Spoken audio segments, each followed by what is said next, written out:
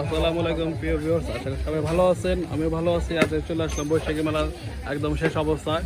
এখানে এক ভাইয়ের কাছে ঝালমুড়ি খাওয়া আমরা খুব সুস্বাদু মজা করে।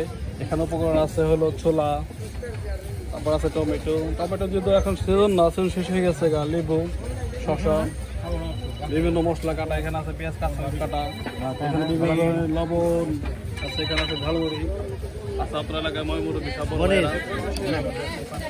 কি অবস্থা তাহলে? এই বৈশাখী শেষ অবস্থায় ঝালমুড়ি খাওয়ার জন্য এখানে পোয়া কত করে বিক্রি করেন ভাই? পোয়া 60 টাকা পোয়া।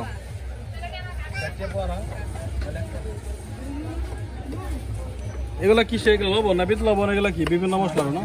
সোয়াদ মশলা। এটা কি মশলা তেল? আসছেন কবে মেলা আপনি এখানে? এক সপ্তাহ।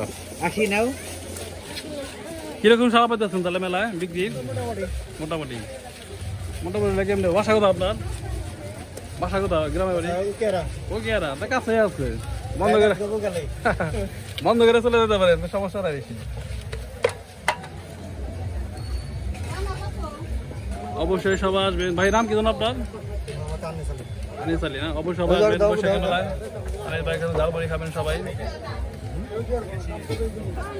ছোট্ট বন্ধু তুমি কেমন আছো? এই ছোট্ট বন্ধু তুমি কেমন আছো? জানি তো কে কে আসছো মেলায়? কার সাথে আসছো? শুধু বাবার সাথে আসছো, আর কার সাথে আসো নাই? ভাবি নিয়ে আসেন না মেলায়। অবশ্যই এখন সবাই ভালো থাকবেন। আমি এখন ঝালমুড়ি খাবো, পরবর্তী সময় আবার আসছি আপনার সবাই দেখার জন্য। এ বলে এখানে দিলাম। আল্লাহ হাফেজ।